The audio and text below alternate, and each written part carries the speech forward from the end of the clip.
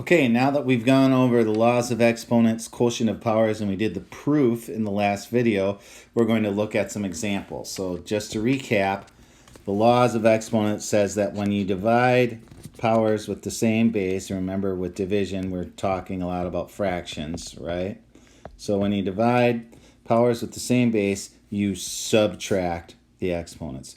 So when we did products or multiplication, we added. So now we are subtracting the exponents. All right, so let's look at some examples and see how this works. Okay, so pretty simple example. You got x to the 11th over x to the 5th. So that means you've got 11x's on top and 5x's on the bottom. The law states that we keep the base the same. Well, our base is x, and then you take your 11 and your 5 and you subtract them. So you have x to the 11 minus 5, which gives you x to the 6. And notice when you do these, right, you're no longer needing to write this as a fraction. That's the beauty of this, is you get to simplify this so it's not in a fraction anymore. And then it's a little easier to work with.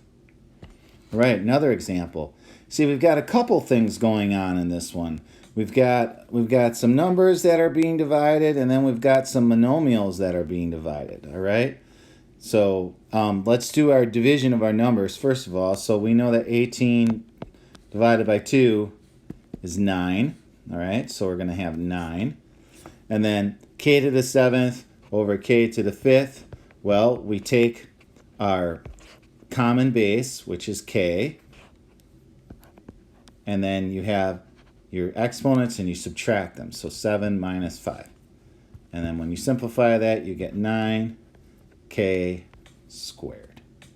Okay, notice a big common mistake is a lot of people want to go, well, 18 minus 2. You cannot do that. No, don't do that, because this is still a division problem. The only thing that subtraction is coming into play for is how to deal with the exponents, but that's it. Otherwise, this is a straight up division problem. So if you've got 18 divided by 2, you're going to do that as a regular division problem and treat it like a fraction, and you simplify it. All right, let's look at slightly hairier example. So this, you'll notice that I've got negative 2 to the 7th power, and I don't need to read the whole thing out for you. The negative 2 is my base for this one. And so I look down below, and notice I have different bases on this one. I've got negative 2, I've got negative 5, and I've got 7. Well, I can only combine negative 2's with other negative 2's. So I know that I'm going to be able to do this one. All right, and that's it. So I'm going to do that. So I'm going to write my base down. I've got negative 2, and then I've got 7 minus 2 for my exponent, and 7 minus 2 is the 5th. And when I write this, remember, I have to use my parentheses. Okay? Otherwise, what that says without the parentheses, if I take those off, what that says is I find 2 to the 5th power and then make it negative. But that's incorrect. That's not what we're doing. All right, you're taking negative 2 times itself 5 times. Okay, let's do the next one. We've got negative 5 to the 3rd over negative 5 to the 1 power. It's not written in there. Remember, if it's not written, that means it's to the 1 power. So my base stays the same, and I'm going to write it exactly like how we did the other one, because you got a negative number, put it in parentheses. And then we just go 3 minus 1 for our exponents, because that's how this law works, and we get 2.